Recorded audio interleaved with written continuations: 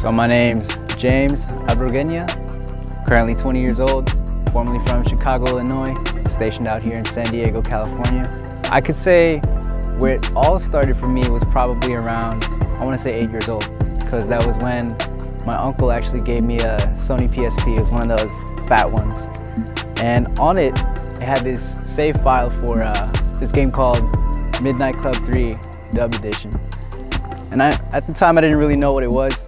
Just saw the little red Escalade on the front cover, so I thought, hey, it might be fun. Ended up getting it, and that was probably what launched me headfirst into the entire world of automotives. I mean, there were just so many things and like so many details from the manufacturers all the way down to the aftermarket companies. I mean, the customizations were endless, really. And that was really where the passion kicked off. After that, I could say about 16 years old was when I first got my license. And at the time, I was just so excited to be on the road, you know? Having that freedom, getting away out of the house. It was great, really. But the only shitty thing was that I didn't have a car of my own at the time. So I had to wait a couple of years for that. I actually didn't get my car until I turned 18. That one was kind of a not so good move on my part. Well, I was legally able to buy the car, but I kind of did it against my parents' will. I ended up taking the 900 bucks I had saved from this part-time job. And then I went out like somewhere late, I want to say like 12 in the morning, somewhere far in Aurora with my cousin to go buy a piece of shit rust bucket Miata. Thing had like huge ass hole in the rear fender. It was a 5-speed, had a valve cover gasket problem, but that was my baby. I called her Mia. And I had her for about a month until I forgot to change the valve cover gasket and I ended up blowing her up.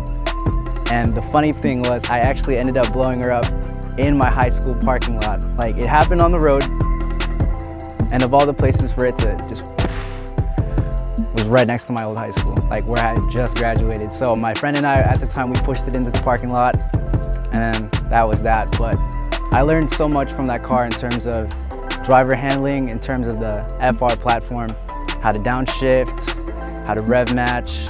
It was great, really. And driving stick, I mean, I picked it up the first night I got it. Instantly, I was already banging through the gears, and it was my favorite thing. And then after that, I got a Volvo V70 Cross Country in 2019. It was a 2000, but that project never came to fruition, unfortunately. It fell through. And now I'm here with Eileen. She's a 2006 Lexus IS 350. Puts out about 306 horsepower to the crank, which after the 15% drivetrain loss, I think equates to about 260 rear wheel horsepower, but it's all just guesses. I mean, with this so far, it's way different from anything I've ever owned. Like, I don't want to do anything to it. Like, I don't even want to touch it. There's just perfection. And I really hope that this car lasts me years to come. Like, I'm planning on using this to get me through college, and who knows, maybe even one day I'll have a family and then this thing will still be around. But it's just great to be back behind the wheel, right where I belong. And I mean, it helps a lot with my current line of work because the work I do isn't easy by any means, so it helps with the stress in terms of with what people cope. Some people drink, some people smoke.